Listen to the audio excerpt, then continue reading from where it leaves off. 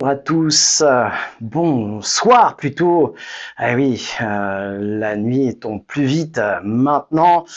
J'espère que vous avez passé une belle semaine, bonne semaine, que voilà, vous êtes prêts pour vous ressourcer pour le week-end.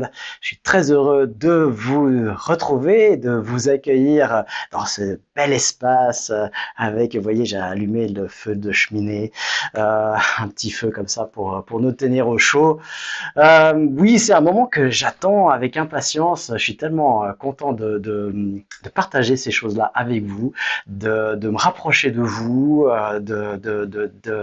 d'évoquer des problématiques qu'on se pose tous, dans lesquelles on est tous, hein, moi aussi, et donc du coup, ben, de pouvoir peut-être vous donner des clés qui vous serviront à aller mieux, à être plus heureux dans la vie, plus en connexion avec la vie, avec vos aspirations et avec vous-même, pourquoi pas. Alors voilà, on accueille encore les personnes euh, gentiment dans ce direct. Nouvel exercice pour nous à Open Synapse, Centre Aura, sur toutes les plateformes dans lesquelles ce direct est diffusé. C'est le troisième direct que nous avons ensemble. Et bah voilà, c'est un nouvel exercice aussi. J'ai dû apprendre tout ça et j'apprends encore, évidemment. C'était déjà pas facile de travailler avec son image. Il y en a qui savent quelque chose. Je travaille avec des gens en entreprise qui doivent, on incite à travailler sur l'image, sur le fait de faire des vidéos, d'être à l'aise avec ces outils-là qui sont presque, quand on développe une activité indépendante, des incontournables. Donc, voilà, je pense, évident pour personne d'entendre sa propre voix, de percevoir son image, de comprendre, d'être à l'aise avec cette image qui nous renvoie. Parfois, pas vraiment forcément ce qu'on voudrait. Donc voilà, c'est un plaisir de partager ces choses-là avec vous aujourd'hui. Merci d'être là, de partager ces moments avec moi, avec Open Synapse, avec le Centre Aura. Et puis, eh bien, on va commencer dans le vif du sujet. Oui, on est en période de transition, de saison. Aujourd'hui, eh bien, voilà, la luminosité commence à diminuer. Et ça nous affecte, hein, ça nous affecte sur le plan de l'énergie, sur du mental. On va voir un peu tout ça. Je me présente en quelques mots, je m'appelle Gilbert Dagon, je suis maître hypnopraticien, master coach et cofondateur du Centre Aura et aussi directeur des programmes thérapeutiques de la plateforme Open Synapse, qui est une application qui vous soutient au quotidien de manière thérapeutique et aussi de soutien coaching, apprentissage et tout ça. On en parlera un petit peu plus tout au long de ce direct. Euh, j'ai donc plusieurs activités dans ma spécialité qui est l'hypnose. J'ai une activité qui est de faire de la thérapie dans mon cabinet à Échandon en Suisse, proche de Lausanne, où je reçois des gens pour toutes sortes de choses, tout ce qui est psychosomatique, et ça va très loin, puisque 8 consultations sur 10 auprès d'un généraliste selon l'OMS est pour un problème psychosomatique. C'est aussi pour la confiance en soi, pour des phobies, pour des allergies, pour toutes sortes de choses qui se soignent très très bien avec l'hypnose. Ce que je remarque souvent, c'est que les gens, quand ils viennent me voir pour une problématique, très souvent, ils viennent en me disant ouais, vous êtes le dernier recours, j'ai déjà tout essayé, j'ai déjà tout fait. C'est dommage de perdre son temps comme ça ou d'avoir perdu son temps comme ça, parce que souvent ça n'a pas marché. Justement, c'est pour ça qu'ils sont là. C'est pour ça que je dis que c'est de perte de temps. Alors c'est pas vraiment une perte de temps parce que à chaque chose qu'on fait, on grandit, on évolue. Parfois, il y a des progrès qui se font, que ce soit dans des maladies, dans des problématiques plus légères aussi. Mais c'est dommage de penser à l'hypnose toujours en dernier recours. Pourquoi on ne ferait pas, voilà, tout de suite l'essai ou la tentative, et puis on ne se lancerait pas, voilà, dans quelque chose qui va plus vite et plus facile. C'est une question, voilà, je me pose souvent, pourquoi c'est en dernier recours? Alors, j'ai des bribes de réponses, hein. Souvent il y a la peur de perdre le contrôle, la peur d'être manipulé, la peur, en fait, de tout ce qui est montré dans les, dans la télé, dans les médias mainstream, où justement on veut vulgariser l'hypnose en montrant que l'aspect spectaculaire, l'aspect sensationnel, l'aspect justement qui réfrène et qui fait peur. Et c'est rare les reportages ou les émissions où on voit qu'on peut régler des problèmes profonds, aider les gens, on peut faire de la thérapie ou du développement personnel. Et justement, c'est quelque chose que je fais aussi en hypnose, en utilisant les outils de l'hypnose et tous les dérivés de l'hypnose, hein, soit EFT, EMDR, hypnose et toutes les formes d'hypnose. Hypnose classique, ericksonienne, nouvelle hypnose, PNL, parce que la PNL, la programmation neurolinguistique, c'est de l'hypnose. Souvent, ça a été séparé abusivement. Et puis, l'hypnose associante, donc où on réunit en fait les deux espaces hémisphères du cerveau pour travailler dans un état modifié de la conscience. Donc, j'utilise aussi ces techniques d'hypnose dans le développement personnel, la connaissance de soi, et aussi dans la performance. Hein. Pour les sportifs de haut niveau, je fais 17 sports différents pour des sportifs de haut niveau, professionnels ou semi-pro, pour la préparation mentale. Et puis aussi, on pense souvent aux sportifs, mais c'est aussi des entrepreneurs que je soutiens grâce à la connaissance de soi, du cerveau, de l'état modifié de la conscience pour pouvoir augmenter ses performances soit en équipe, en entreprise ou de management ou simplement personnel, individuel dans une entreprise. Et puis aussi, on n'en parle pas assez, c'est aussi quelque chose que j'ai développé, c'est la préparation à l'accouchement. En donnant l'autonomie, et c'est la différence que je fais, c'est que je donne l'autonomie à la personne en lui apprenant des techniques d'auto-hypnose. On le fait dans le programme en 5 séances, dans les 5 derniers mois, et puis les dernières séances, elles se font avec le futur papa pour pouvoir accompagner au mieux dans l'accouchement. Voilà mes domaines d'expertise, voilà qu'est-ce que je fais dans la vie. J'ai écrit aussi un bouquin, voilà, je suis un peu actif et hyper actif, on pourrait dire, dans ces domaines-là. Euh, j'ai aussi contribué fortement au développement d'Open Synapse, qui est à l'origine de la création de ces directs avec le Centre Aura qui est un centre de formation, Open Synapse qui est une plateforme pour avoir du soutien 24 heures sur 24 par rapport à l'hypnose, dans des programmes d'hypnose très ciblés, structurés, qui composent des séances d'hypnose de toutes pièces et qui s'adaptent vraiment à la personne. C'est le problème avec les MP3 ou les hypnoses enregistrées, bah, vous aurez toujours la même séance. Alors que là, eh bien, vous pouvez faire 10 000 séances, vous n'aurez jamais la même séance. Et c'est vraiment toute l'innovation qu'on a là-dedans.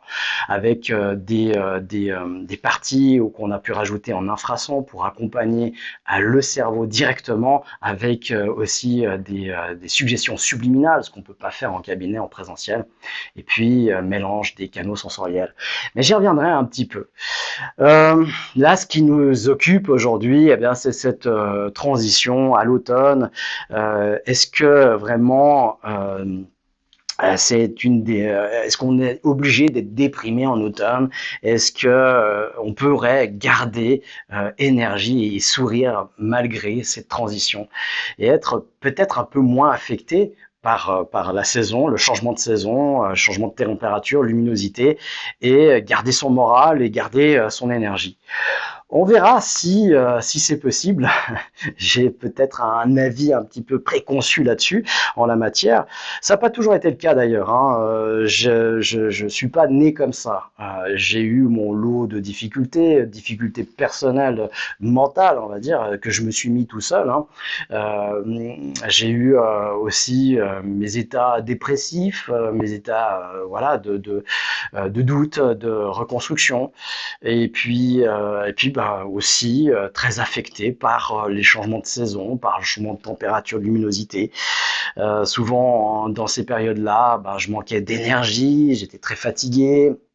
J'ai envie de rester au lit et peut-être que vous vous retrouvez là-dedans, hein, au coin du feu. Là, c'est pas un week-end de 2 jours qu'on a envie de passer là, c'est un week-end de 2 semaines, on va dire de 15 jours. Hein, ça serait bien ça. Et puis d'avoir le mental qui ralentit, c'est un petit peu tous les symptômes qu'on peut rencontrer dans ces périodes-là. Aussi dû à cette fatigue, un peu de la perte de mémoire, un état un peu confusionnel, de plus pouvoir prendre de décisions, de pas savoir quoi faire, de plus avoir envie de s'engager. Euh, Parfois aussi, c'est un manque de concentration aussi qu'on peut avoir, d'être un peu diffus comme ça, un peu partout et jamais vraiment ici. Manque d'envie ou d'entrain, évidemment, manque de motivation à faire, à agir, à être dans l'action. Morale qui est en berne, bas, plus envie de partager, d'échanger. On a aussi cette baisse de température qui fait que on va plus se plaindre, plus être dans des choses un peu négatives comme ça et, et ressasser, être dans le ressassement comme ça.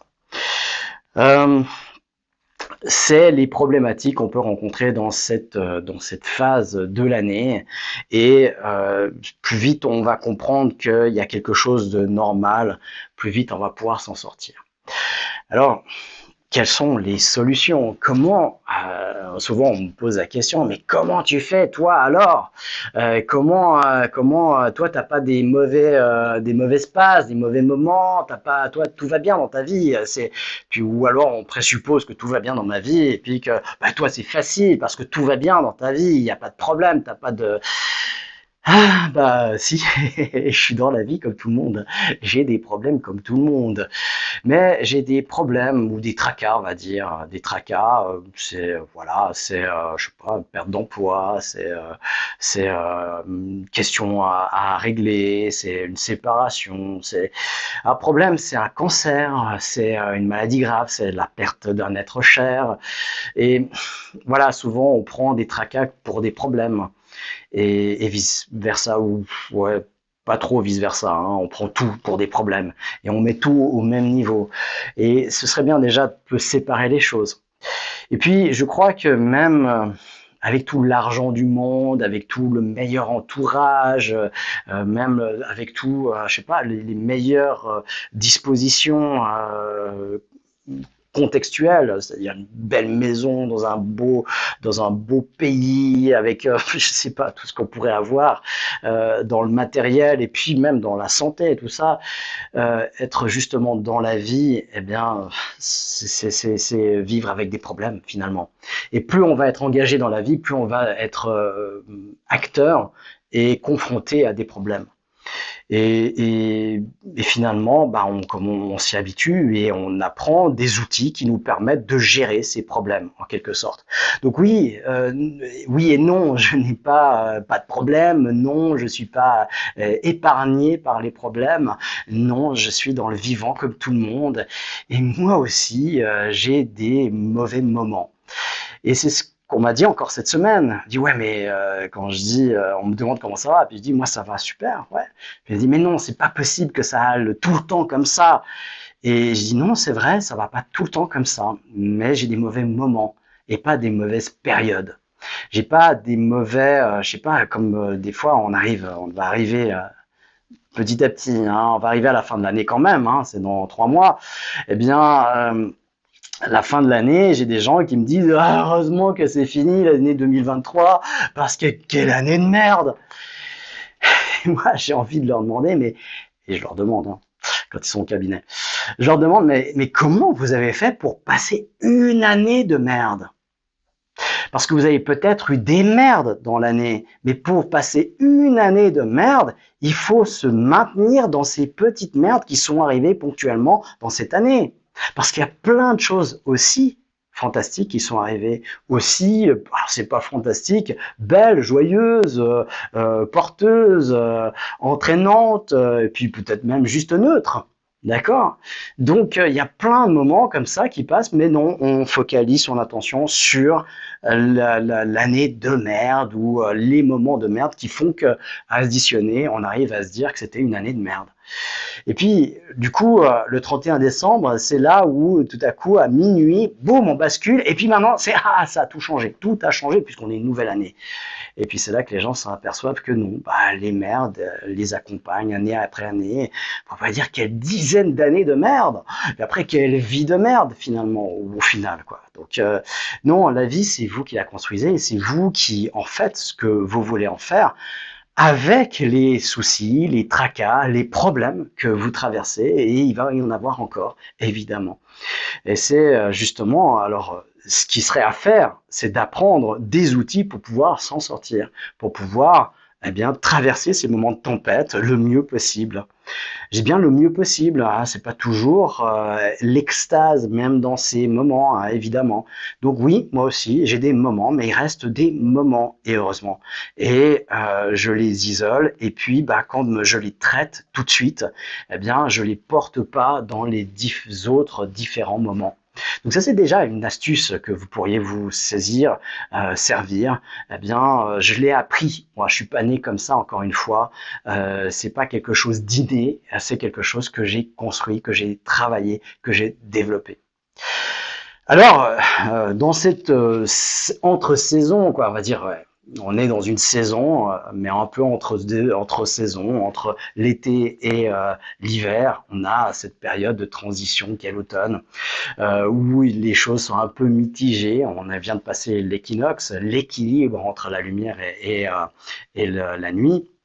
Et donc, on est vraiment dans cet équilibre, dans cette bascule de moments où on a le plus d'énergie, le plus de soleil, qui est en relation symbolique avec la joie, avec le partage, avec les échanges, avec la vitalité, avec l'énergie. Puis d'un coup, on va basculer avec le symbole de cette une énergie un petit peu plus réservée, plus introvertie, voire une perte d'énergie pour certains, quelque chose qui va voilà, nous peser moralement. Est-ce que c'est vraiment le cas? Non, il y a des personnes qui adorent l'automne. Et j'ai certainement des auditeurs, des spectateurs là qui se disent mais non, moi j'adore l'automne, c'est ma saison préférée. Et puis qui ont mis l'argument à nous donner pour dire bah non, moi ça me redonne de l'énergie, j'ai envie de sortir, j'ai envie de me reconnecter à la nature. Et c'est très bien parce que bah voilà. Comment ils font?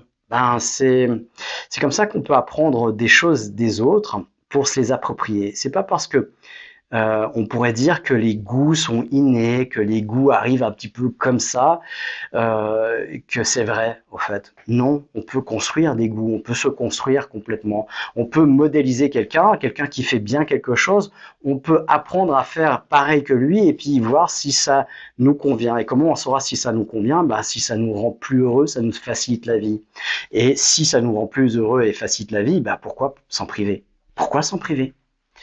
Et c'est quelque chose que personnellement j'ai fait. C'est pas une saison que j'apprécie particulièrement, mais j'ai modélisé les personnes qui sont dans la joie de l'automne et j'ai pris quelques éléments qui me servent aujourd'hui à traverser cette saison mieux que d'habitude ou qu'avant. Alors, moi aussi, hein, c'est peut-être le thème aujourd'hui, c'est moi aussi. Moi aussi, de cette période-là, actuellement, je me sens plus fatigué. Et ça, je vois beaucoup de gens autour de moi, parce que c'est ma perception qui est faussée, vous pourrez me le dire dans les commentaires. Comment vous vous sentez dans cette période de vie en 2023, dans cet automne, cette entrée dans l'automne? Comment vous vous sentez? Moi, je sens une forte baisse d'énergie, un besoin de me ressourcer, un besoin de plus dormir, de plus me reposer, d'avoir plus d'activités ressourçantes. Et puis, je sens que je suis vraiment dans ce passage. Je dois faire aussi attention un peu plus à ma santé parce que je sens que les anticorps sont un peu plus fragiles que la normale. Donc ça, c'est quelque chose déjà où je suis à l'écoute de moi-même. On y reviendra parce que c'est une des clés, c'est vraiment d'être à l'écoute. Alors déjà, je dirais la première clé, c'est d'être dans cette acceptation, qui est un rapport avec l'écoute, évidemment.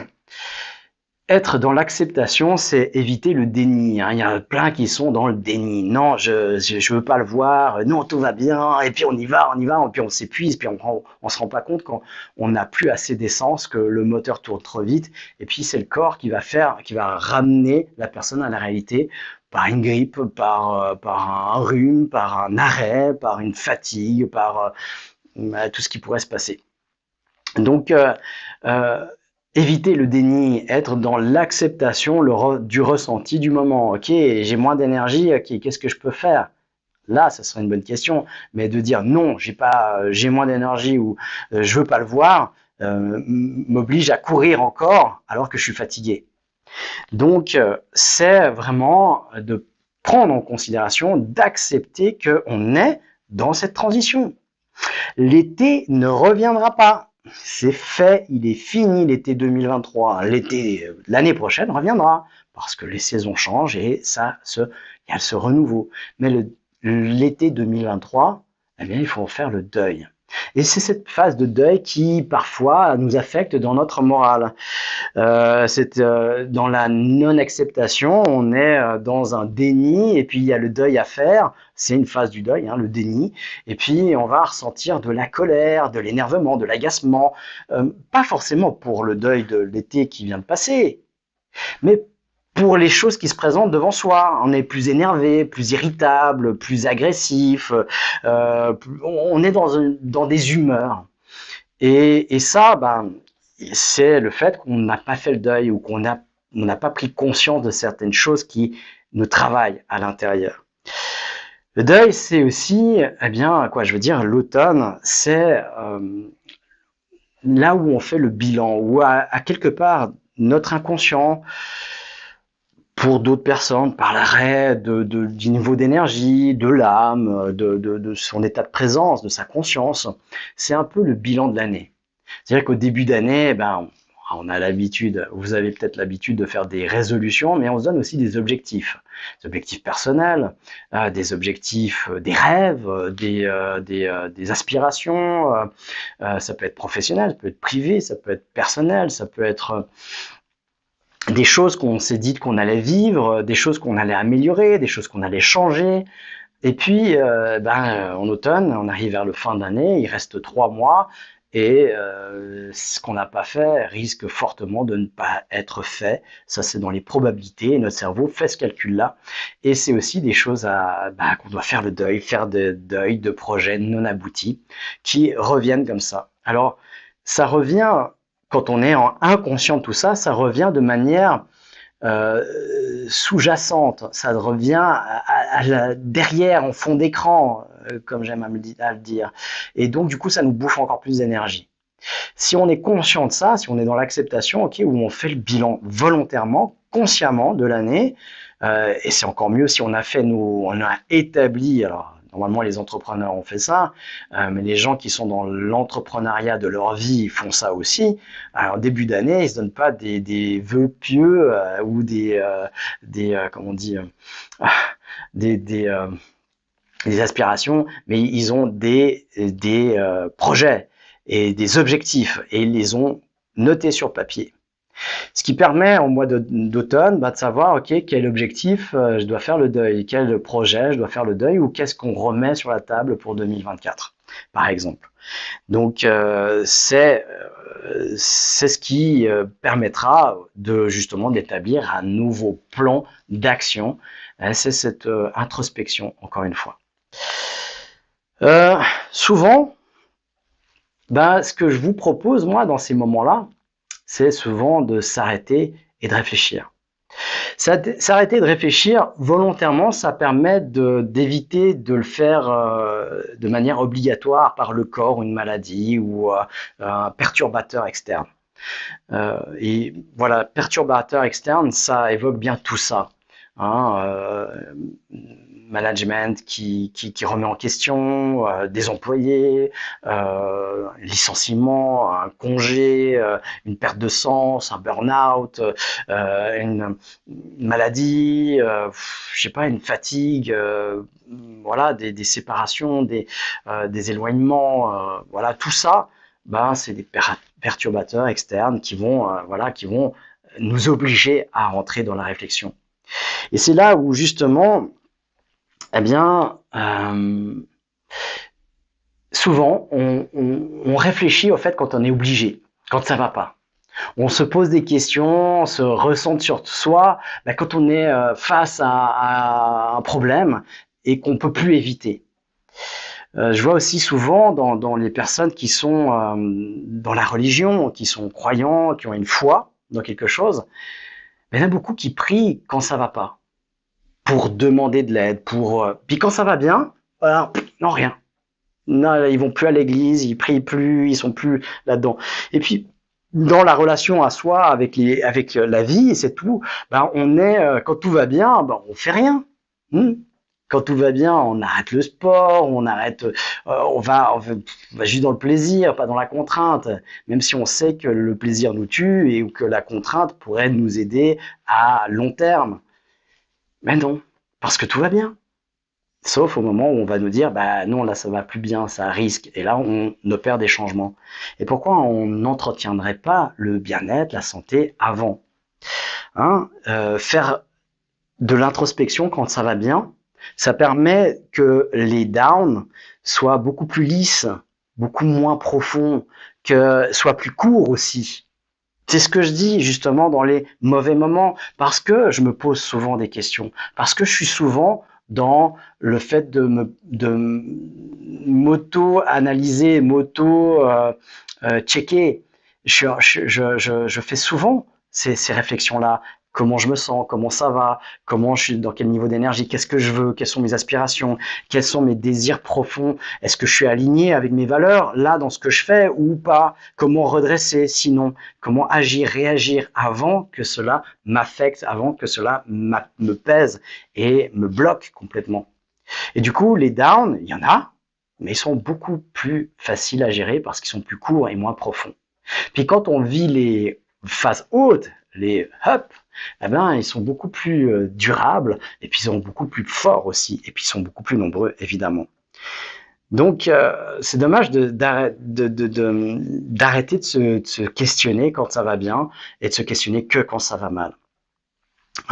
Donc c'est se questionner, réfléchir aussi quand ça va bien, quand on est en phase pour comment faire durer cette phase heureuse, cette phase de bonheur, le plus longtemps possible. C'est de se poser les questions, comme je disais, qu'est-ce que j'ai pas abouti? Consciemment, je vous invite à vous poser ce week-end, ces prochains jours, pour vous demander, mais qu'est-ce que j'ai pas abouti? Qu'est-ce que je voulais réaliser? La plupart du temps inconsciemment, implicitement, et puis que je l'ai pas fait. Encore une fois, ça peut être un voyage, ça peut être une rencontre, ça peut être un changement de job, ça peut être tout et n'importe quoi. C'est vraiment personnel, ça. Donc, qu'est-ce que vous n'avez pas abouti? Et qu'est-ce que vous aimeriez dans toutes ces choses-là vraiment aboutir? Parce qu'il y a un gros nettoyage qui va être fait à ce moment-là, parce qu'il y a des choses où on pense au début d'année ou dans une période de vie que c'est important.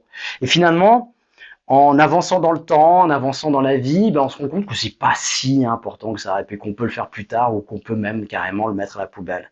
Mais si on le fait pas, cette chose-là, elle continue à tourner en fond d'écran, et elle nous prend de l'énergie, elle nous habite alors qu'elle n'a plus lieu d'être. Donc c'est s'en débarrasser volontairement, consciemment de ces choses-là, pour qu'elles arrêtent de nous faire perdre de l'énergie ou dispenser de l'énergie dans quelque chose qui n'est pas utile. Qu'est-ce que j'aimerais vraiment à aboutir? Prioriser, et puis ça fait vraiment le ménage intérieur, renoncer aux projets qu'on n'a plus envie de mener, et puis relancer les projets qu'on a envie de terminer, d'aboutir. Et là, c'est les planifier, on les replanifie sur la fin de l'année ou 2024, et on va poser des actions concrètes en se posant aussi pourquoi, qu'est-ce qui fait que j'ai pas abouti ce projet cette année-là? Qu'est-ce qui fait que je voulais le faire, mais que j'ai pas pu le faire? Quelles sont les raisons du non-aboutissement? Trouver, et ensuite, on va trouver des stratégies pour y arriver, pour pallier à ça, à se dire ok, j'avais prévu tous les mardis de faire du sport, et puis je l'ai pas fait. Bon, ok, là je suis frustré, je l'ai pas fait, ok, je m'en veux, je me la culpabilité, je me flagelle, comme on aime tous bien faire. On peut laisser tomber ça, ce sera beaucoup plus doux. Et ça aussi, c'est quelque chose que je voulais dire, c'est commencer aussi à être doux avec soi dans cette période de vie où on fait le bilan aussi dans l'automne, l'automne de la saison de l'automne évidemment, eh bien c'est d'être indulgent qui est le contraire d'être d'intransigeant et juste de se poser des questions, ok, pourquoi j'ai pas fait le sport comme j'avais dit que je le ferais le mardi. Puis là on se rend compte qu'il y a eu un truc qui s'est planifié comme ça, je sais pas, un souper ou l'organisation avec les enfants, et puis tout à coup, bah, on n'a pas pu le faire à ce moment-là, puis on n'a pas pensé à le déplacer, parce qu'on s'est dit, bon, bah, tant pis, je le ferai la semaine prochaine, la semaine d'après, la semaine d'après, puis rebelote, rebelote, rebelote, ce qui fait qu'on n'a pas fait. Et donc, voilà, l'idée, quelque part, c'est vraiment de le replanifier en se posant des questions. Qu'est-ce qui a pas fonctionné dans ma stratégie? Et changer la stratégie et replanifier la chose qu'on veut encore faire. Euh, c'est aussi beaucoup cette période de vie où on s'interroge, cette période dans la saison, hein, pas la saison de la vie, mais dans cette période d'automne annuelle. Se reconnecter à soi, c'est aussi se connaître, se découvrir. C'est aller à la rencontre de soi. Et ça, bah, des fois, ça fait un peu peur pour certaines personnes. Elles sont tellement passées toute leur vie à côté d'elles-mêmes qu'elles savent pas qui elles sont, qu'elles savent pas quelles sont les choses importantes. Elles ont aussi parfois fait tellement de choses pour les autres et fait passer tellement les autres avant elles-mêmes qu'elles savent pas qui elles sont, qu'elles sont juste passées à côté d'elles-mêmes sans même se connaître, se découvrir. Et ça, c'est vraiment important parce que c'est des choses, malheureusement et très malheureusement, qui ne sont pas enseignées à l'école, qui ne sont pas développées à l'école, qui on est. Et ça, c'est vraiment dommage. Ça se fait un peu par hasard, par défaut, et puis souvent dans le mauvais côté. C'est là qu'on devient timide, c'est là qu'on a des complexes, c'est là qu'on est réprimé, qu'on a des croyances limitantes qui s'installent, genre je suis nul. Euh, Vous pouvez pas vous imaginer, si vous n'avez pas vécu ça, le nombre de personnes qui me disent comment elles ont été traitées à l'école par les enseignants. Hein, en disant simplement t'es nul, de toute façon t'arriveras jamais à rien. Alors c'est des époques, j'espère que c'est révolu, mais je crois pas. J'ai entendu encore des enfants qui me disaient que leur professeur leur disait ça. Alors, de toute façon toi tu seras bonne à rien, de toute façon t'arriveras jamais, de toute façon toi t'es trop nul. Puis bon après pour se dédouaner un peu de ça, ce qui est peut-être une bonne chose, on a collé des étiquettes, hein, t'es HP, toi t'es HPI, toi t'es, et puis il n'y a plus aucun enfant qui a pas une étiquette finalement. Mais c'est surtout pour dédouaner l'enseignant, parce que lui sait plus comment faire, ben on lui a jamais appris comment faire hein, aussi. Quel nombre d'heures de psychologie ont les enseignants? Zéro dans leur cursus, pas une seule. Pourtant, c'est ce qu'il y a de plus compliqué. C'est la gestion de la psychologie des élèves, les relations avec les élèves. Et pourtant, ils n'ont pas une heure de psychologie dans leur cursus obligatoire. Voilà, donc la connaissance de soi, c'est vraiment important et c'est pas à l'école qu'on va le faire. Donc il faut se prendre en main volontairement de manière personnelle, individuelle. Et ça, eh bien, il y a plein de choses qui existent depuis longtemps aussi pour pouvoir se connaître, se développer. Et c'est pour ça, c'est un peu mon cheval de bataille. C'est pour ça que j'ai écrit un livre. Hein, développer le cours du coaching mental, le livre Au-delà des possibles, qui 400 pages pour vous apprendre à gérer votre mental, la communication avec vous et avec les autres. C'est marrant, il est dans les mêmes couleurs que l'automne. Et il est pour vous, ça, vraiment. C'est tout ce qu'on aurait dû avoir appris à l'âge de 7 ans à l'école pour mieux se connaître, pour enlever des traumatismes, quels que soient les traumas, en 10 minutes. Et un enfant de 4 ans peut le faire. Je l'ai appris à mon fils qui se l'est fait lui-même et puis qui a même, à 4 ans, l'a fait à sa grand-mère une fois pour un trauma qu'elle avait sur le moment. Et donc si un enfant de 4 ans peut le faire, vous pouvez le faire. Et c'est 1 heure d'apprentissage, 1 à 2 heures. Et vous savez le faire après. Et vous pouvez le faire sur vous, principalement. Et vous pouvez même accompagner vos enfants. Et je comprends pas pourquoi ces choses-là sont pas encore diffusées assez diffusées. Alors vous pouvez les retrouver dans mon livre que je viens de citer, Au-delà des possibles, qui est accessible sur Amazon notamment, mais partout aussi ailleurs. Les différents cours sur Centre Aura, par exemple la technique que je viens de nommer, de décrire, c'est transformation, reprogrammation. C'est un petit cours qui vaut moins de 30 francs, qui est accessible sur Internet, et vous pouvez faire ça toute la famille, apprendre ça. C'est 2 heures, sauf erreur, ou un peu moins de 2 heures, pour apprendre une vraie technique qui permet de faire des vraies choses à l'intérieur de soi, de mieux se connaître. Et ça, c'est tout bénef pour la vie, parce que personne ne peut vous l'enlever après. Donc voilà. L'auto-hypnose, évidemment, moi ça a changé ma vie, l'auto-hypnose. C'est pas, j'y croyais pas moi à l'hypnose au départ. Je vous ai dit tout ce que j'ai fait en hypnose, et j'en ai fait. J'ai fait des écoles et des écoles. J'ai été superviseur, j'ai été formateur, je suis formateur maintenant au centre Aura, évidemment dans mon centre. Et donc l'auto-hypnose, moi, j'y croyais pas. Je pensais pas que l'hypnose marcherait sur moi. J'en ai entendu vaguement parler à une époque où on n'en parlait pas comme aujourd'hui. Et puis, je pensais que j'étais bien plus fort moi j'avais un mental plus fort que ceux qui étaient suggestibles avec l'hypnose, qui étaient manipulables avec l'hypnose. Et puis quand j'ai appris, j'y suis un peu allé à reculons, faut le dire, à un stage d'auto-hypnose, et puis j'ai appris les techniques, puis bon, je suis assez rapide dans l'apprentissage, j'ai envie d'expérimenter assez vite, ça c'est ma particularité, et j'ai fait une séance d'auto-hypnose pour un problème que j'avais à cette époque-là, qui était vraiment très très contraignant, le rhume des foins, et en l'espace d'une séance, alors je l'ai bien préparé, j'ai travaillé 2 heures dessus avant pour écrire les suggestions, tout ça, ensuite j'ai mis le papier de côté, et je me suis fait la séance tout seul, l'auto-hypnose, ne présuppose aucun élément extérieur à soi. Donc si vous écoutez un MP3, un enregistrement, c'est pas de l'auto-hypnose. Vous avez quelqu'un qui vous accompagne. Et ça, c'est souvent un langage abusif aussi par même des écoles qui disent vous allez apprendre l'auto-hypnose, et puis on vous fait des séances en MP3 ou comme ça, ou même dans un cabinet. Vous repartez avec votre séance d'auto-hypnose. Non, c'est pas une séance d'auto-hypnose si elle est enregistrée. Mais par contre, voilà, on apprend des techniques pour se mettre soi-même en état d'hypnose et travailler avec l'hypnose. Donc, travailler en hypnose pour changer les choses. Et là, sur quelque chose qui était très concret, qui est vraiment quelque chose de physique, eh bien, j'ai réussi à le couper. Et à ma plus grande surprise, je fais la version courte, parce qu'il y a tellement de détails à raconter dans cette expérience. Et puis, de fil en aiguille, je me suis aperçu que ça marchait. Je me suis guéri aussi d'insomnie, je me suis guéri de crise d'angoisse et d'une phobie.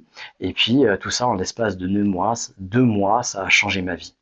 Et vraiment, littéralement changé ma vie, changé mon regard sur le monde et mes aspirations. Et je me suis réaligné dans ma vie pour faire une reconversion professionnelle. C'était il y a plus de 10 ans, il y a 13 ans exactement. Et puis changer de vie et me construire mon bonheur. Ce que j'ai réussi à faire, parce qu'aujourd'hui, je peux dire vraiment, je suis heureux malgré les tempêtes que je peux traverser aussi. Voilà, et donc vous trouverez sur centreaura.ch un cours d'auto-hypnose notamment, le cours du coaching mental, c'est le livre que je vous ai présenté avant. Voilà, en présentiel, il faisait 14 heures parce il devait tenir sur 2 jours. En ligne, il fait 24 heures. Donc voilà, c'est tout du contenu en plus et qui est gratuit finalement. Et en plus, vous pouvez revoir plusieurs fois des vidéos que vous n'avez pas bien compris, des sujets que vous aimeriez approfondir, parce qu'on retient d'une expérience comme ça à peu près 20%, 20 à 25%. Voilà ce qu'on retient d'un cours d'un week-end, à peu près. Donc là, avoir des vidéos, ça vous permet d'avoir du contenu que vous pouvez revisiter et intégrer beaucoup mieux. Il y a aussi quelque chose qui pourrait vous servir dans les formations du Centre Aura, c'est trouver son essence, pour se réaligner vraiment dans ses valeurs et les nourrir chaque jour, parce que nos valeurs, c'est notre essence, c'est notre énergie, c'est notre motivation de vie. Et si vous n'avez pas ça, vous passez à côté de votre vie, ou vous passez d'un état dépressif à un autre. Et voilà. Donc ça aussi, c'est un cours qui changerait votre vie. C'est des éléments que vous pouvez retrouver aussi dans l'application OpenSynapse. Vous pouvez retrouver ces éléments dans les ateliers. Voilà, vous avez des ateliers qui traitent ces sujets-là, comme aussi les émotions, comment travailler avec ces émotions. Vous avez aussi quelque chose qui pourrait vous aider. Une des clés aussi pour passer cette période un petit peu mieux, c'est la respiration. La respiration, c'est le lien entre le conscient et l'inconscient. Et c'est le lien entre justement cette partie de nous, parce que on respire sans avoir besoin d'y penser. Vous respirez même quand vous dormez, hein, rassurez-moi. Et vous respirez là devant votre écran, tout en m'écoutant, sans en avoir conscience. Et pourtant, on peut en prendre conscience aussi. Ce qui fait que cette respiration, elle est dirigée par notre inconscient, mais on peut en prendre le contrôle. Et c'est pour ça que ça fait le lien vraiment entre le conscient et l'inconscient. La respiration, si je suis stressé, elle va être affectée. Je vais pas m'en rendre compte parce que j'en ai rarement conscience, mais elle va être affectée quand même. Je vais avoir une respiration superficielle, saccadée. Et si j'en prends conscience et que je travaille sur ma respiration en me forçant à avoir une respiration ample et régulière, eh bien ça va m'affecter mes émotions, ça va affecter le stress, ça va le transformer, le changer. Ça m'affecte directement la respiration, comme mes états intérieurs vont affecter directement ma respiration. Ça va dans les deux sens. Donc la respiration est un super outil pour faire peut-être ce que je dirais un premier niveau d'auto-hypnose, de travail sur soi intérieur grâce à l'inconscient, qu'on pourrait définir l'auto-hypnose. Donc voilà, donc ce que je vous invite à faire éventuellement, c'est à mettre en place une routine de la cohérence cardiaque. Je crois que j'en ai déjà parlé. Et vous avez ça, vous avez vraiment sur l'application OpenSynapse, vous avez une fonctionnalité qui est la cohérence cardiaque. Alors des fois, je demande à des gens à qui j'ai conseillé ça, on fait un feedback, est-ce que tu as fait la cohérence cardiaque? On me dit oui. Je dis, ah, tu as fait 3 fois par jour? Puis on me dit, non, je l'ai fait une fois. Alors, je répète, le principe de la cohérence cardiaque, c'est 3 fois par jour, 5 minutes, 6 respirations par minute. Et donc, si vous ne faites pas ça, c'est de la respiration, mais c'est pas de la cohérence cardiaque. La cohérence cardiaque, c'est pour donner une cohérence aux pulsations du cœur. Et ça va pas être suffisant de le faire 2 fois. Ça va pas être suffisant pour agir sur le cœur une fois. C'est bien 3 fois par jour. 5 minutes, 6 respirations par minute, 365. Comment le truc mémotechnique pour s'en rappeler. 3 fois par jour, 5 minutes, 6 respirations par minute. Ok, donc c'est vraiment, donc là il y a dans OpenSynapse vous avez un symbole, vous choisissez qui grandit pour vous donner l'indication d'inspirer et puis qui diminue pour quand vous soufflez l'air. Et ça vous évite simplement de devoir compter. Voilà. Et puis il y a la musique qui nous donne aussi une impulsion. Voilà les premières indications que je pourrais vous donner pour traverser cet état d'automne, cet état transitoire dans les saisons qui nous affecte particulièrement. En plus, au jour où je vous parle, là, on est dans la période de pleine lune. Alors, ça va nous affecter aussi. Ça affecte plus certaines personnes que d'autres. Des personnes qui sont un peu plus sensibles à ça, mais on ne peut pas nier que la pleine lune a un effet sur soi, pour certaines personnes en tout cas. Et donc là aussi, d'être dans le déni, ouais, mais c'est pas la pleine lune, je suis fatigué, mais c'est juste se priver d'une conscience, d'un outil peut-être qui pourrait pallier à ça. Ben, simplement en l'acceptant déjà. En l'acceptant, on a déjà beaucoup plus de facilité à traverser ces moments-là. Si on continue, je voulais faire un live court ce soir. Bon, je suis encore dans les temps. Je me disais une demi-heure, 45 minutes pour donner toutes ces choses-là, pour vous aider. Ça sera déjà pas mal, pour pas trop vous saouler aussi. Alors, je vais aller très vite dans les prochaines idées. Simplement, rapprochez-vous aussi de la nature. Hein, la nature, ben voilà, on est encore dans cette transition. Il fait encore des beaux jours. Et puis, même s'il fait un petit peu frais, de se reconnecter au vivant, la nature, ça fait du bien. Aller marcher en forêt, dans la forêt produit des phytoncides qui font que ça va apaiser le stress de manière naturelle sans prendre de substances artificielles. C'est naturel, c'est à côté de chez vous et c'est pour ça qu'on vous en parle pas, évidemment. Prenez des aspirines ou toutes sortes de médicaments ou toutes sortes de trucs pour bien nourrir le système. C'est beaucoup mieux. Ouais. Hein, vous connaissez mon avis hein, là-dessus. Donc non, allez vous promener, sortez, allez prendre l'air, allez vous reconnecter à la nature. J'ai même lu un article sur le fait de se mettre à pieds nus aussi, de se reconnecter à la terre. Ça nous donne de l'énergie de la terre, et c'est mesurable. Vraiment, on se connecte différemment. Mais voilà, il faut oser, il faut passer par les a priori, ouais, mais il va faire froid, mais tiens, et tout ça, trouver des solutions qui nous permettent de passer au-delà de ces a priori. C'est vrai que si on va aller à 23 heures le soir se balader en forêt, il va faire froid aux pieds. Ouais. Il y a peut-être d'autres moments, il y a peut-être d'autres façons de faire, il y a peut-être, on peut faire une partie de la balade à pieds nus peut-être, voilà, il y a des choses qui peuvent être solutionnées et mises en place. À vous de les trouver. Euh, Bien sûr que voilà, il y a la lumière qui va s'atténuer, et donc profiter pleinement quand la lumière est là aussi. Eh bien, c'est aussi s'organiser dans la journée. Donc trouver des moments et en avoir conscience. Ben, pour ça, justement, il faut en avoir conscience. Faut se dire, ben voilà, je vais aller me promener, mais plus à 17 heures. Il faut que j'amène cette balade à un autre moment dans la journée. Et ça aussi, c'est une question d'organisation, de priorisation. Donc voilà. Passez du temps à l'extérieur quand vous pouvez, ça c'est une recommandation justement. Faites de l'exercice aussi, faites du sport, engagez quelque chose, parce que pour avoir de l'énergie, il faut dépenser de l'énergie. Donc pour tout ce qui est lié à l'énergie, il y a 7 facteurs que je nomme justement dans le cours de coaching mental 2. La respiration en fait partie, le sommeil en fait partie, la nourriture en fait partie, et puis faire de l'exercice évidemment. Il faut dépenser de l'énergie pour avoir de l'énergie. Et on a tous fait ça. Un week-end ou un jour du week-end, on est devant la télé, et puis le soir, on passe la journée devant la télé. On a tous fait cette connerie à un moment donné. Et puis le soir, on arrive et on est crevé, on est lessivé, mais fatigué, une fatigue horrible. Puis quand on va se coucher avec cette fatigue, on n'arrive pas à dormir, évidemment.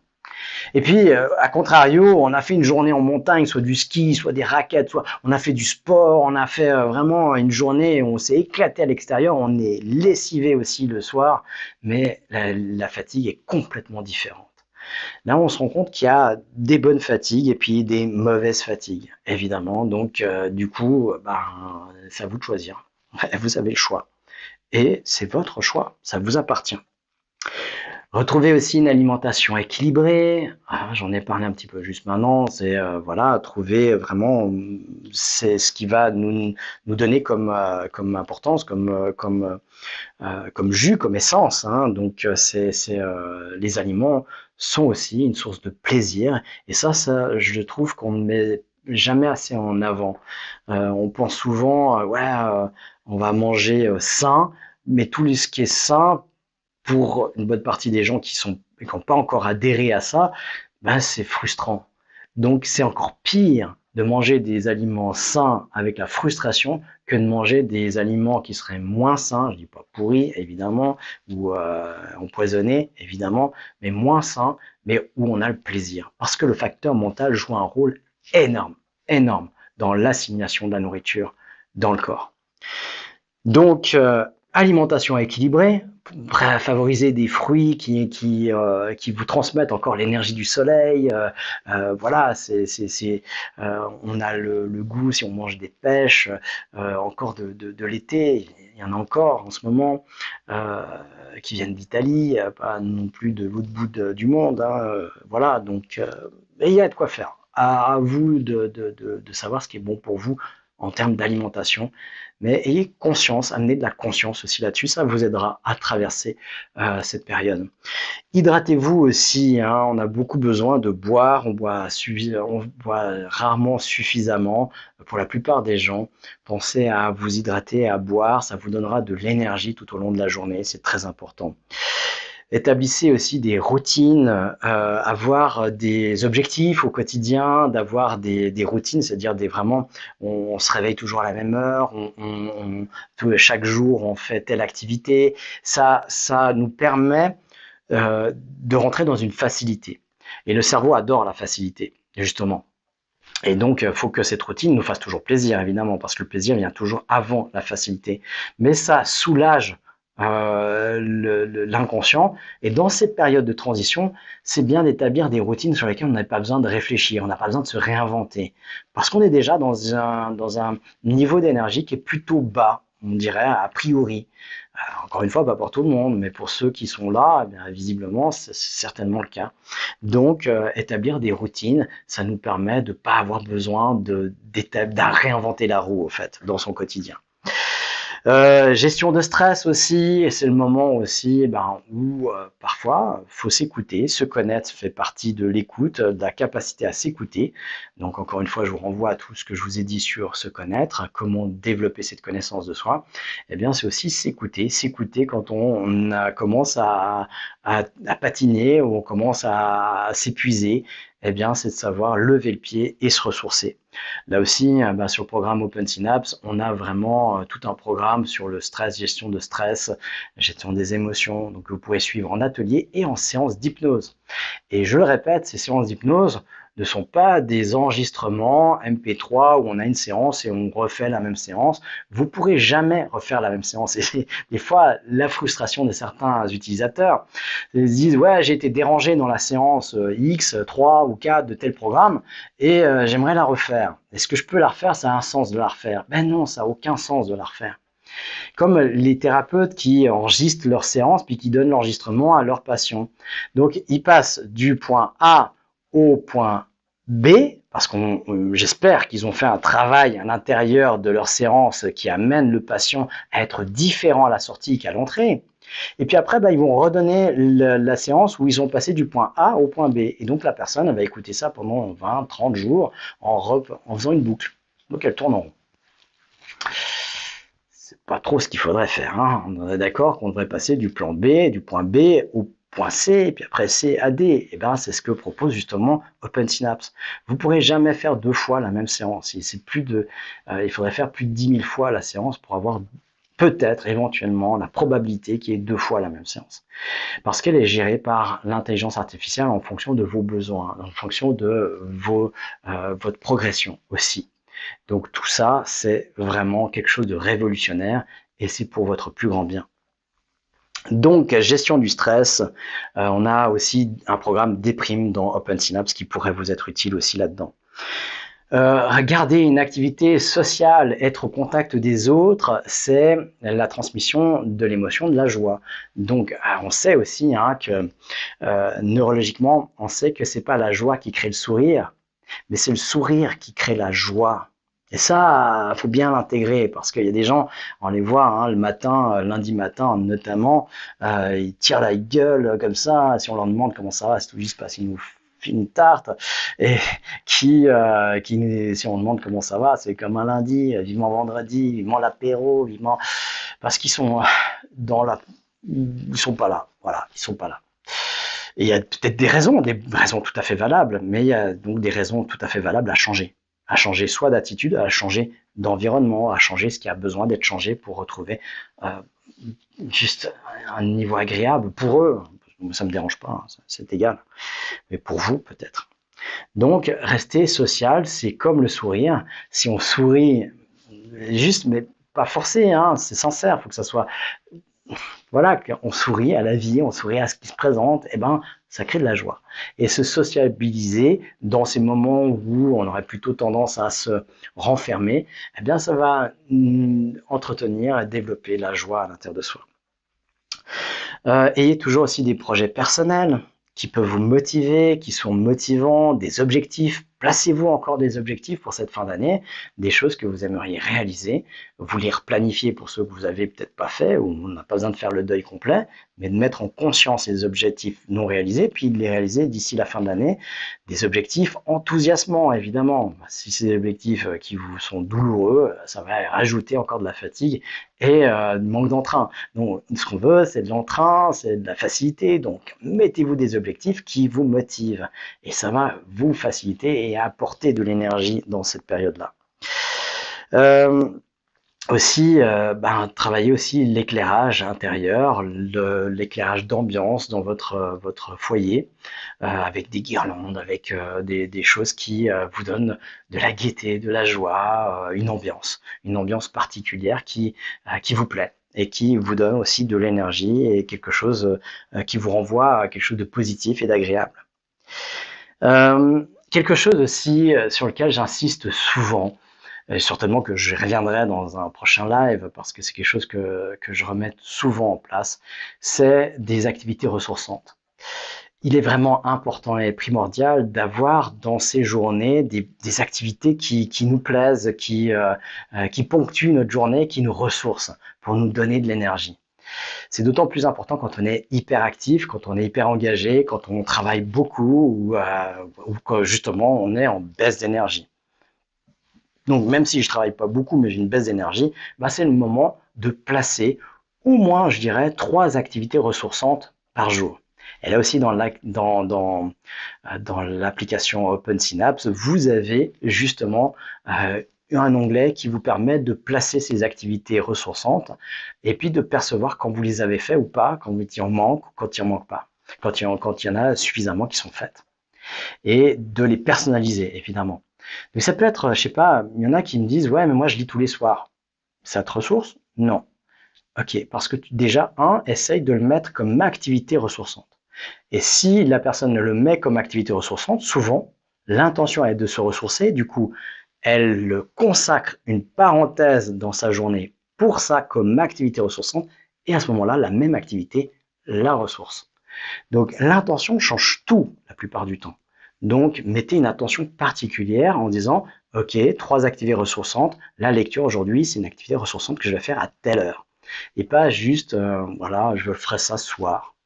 Non, c'est quelque chose qui est planifié, organisé et qui est inscrit dans votre agenda.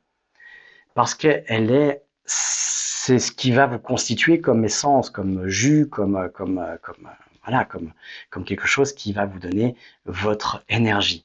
Et l'énergie, c'est la vie. Voilà, voilà ce que j'avais pour vous ce soir. Qu'est-ce que j'avais